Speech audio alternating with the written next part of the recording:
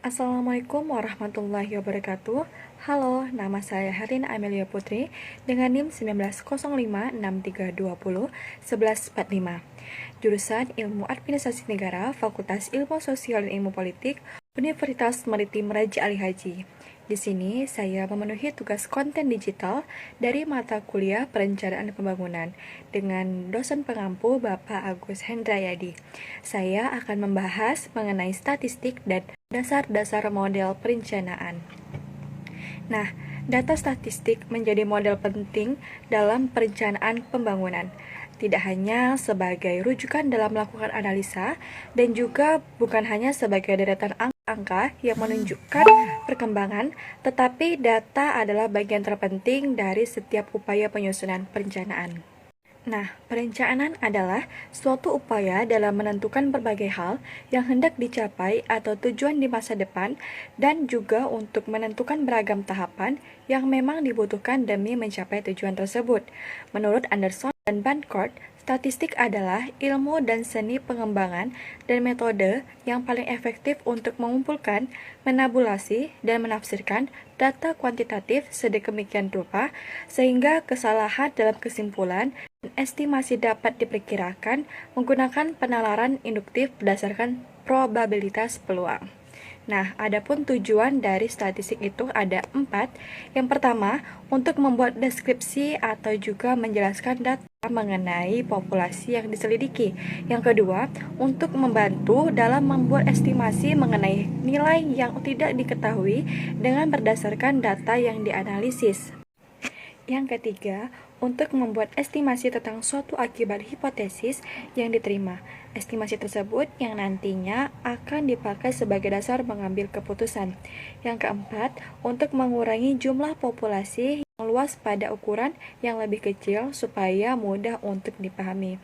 Nah, data dan informasi menurut pemanfaatannya dibagi menjadi data dasar, data sektoral, dan data khusus. Mari kita bahas ya. Nah, yang pertama, data dasar ditunjukkan untuk keperluan yang bersifat lebih luas, baik untuk pemerintah maupun masyarakat. Data yang disajikan memiliki kandungan lintas sektoral berskala makro dan penyelenggaraannya menjadi bertanggung jawab Badan Pusat Statistik. Nah, yang kedua, data sektoral. Pemanfaatannya ditunjukkan untuk memenuhi kebutuhan instansi tertentu dalam rangka penyelenggaraan tugas pemerintah dan pembangunan. Penyedia data dan informasinya adalah suatu perangkat kerja daerah di lingkungan pemerintah, daerah, dan lembaga negara.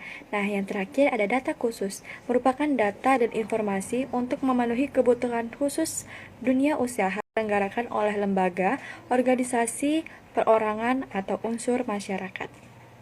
Menurut Arsyad tahun 2002, ada 4 elemen dasar perencanaan.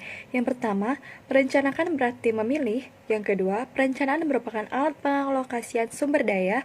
Yang ketiga, perencanaan merupakan alat untuk mencapai tujuan. Dan yang keempat, perencanaan untuk masa depan. Adapun model-model perencanaan pembangunan ada 3. Yang pertama, 1. Model agregat.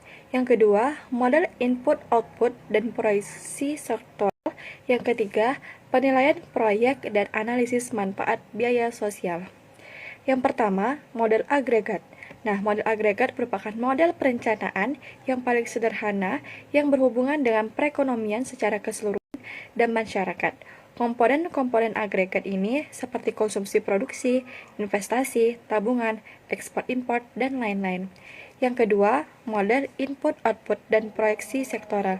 Model ini merupakan gagasan dasar pendekatan yang lebih canggih. Pendekatan ini memperhitungkan kenyataan bahwa kegiatan ekonomi dan sektor-sektor industri yang utama senantiasa saling berhubungan satu sama lainnya. Dan terakhir, penilaian proyek dan analisis manfaat biaya sosial. Dalam kegiatan operasional sehari-harinya, mereka lebih memperhatikan alokasi dana investasi pemerintah yang selalu terbatas berdasarkan teknik analisis makroekonomi yang dikenal dengan nama penilaian proyek.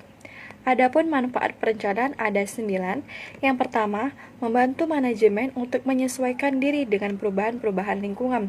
Yang kedua, membantu dalam kristalisasi persesuaian pada masalah-masalah utama.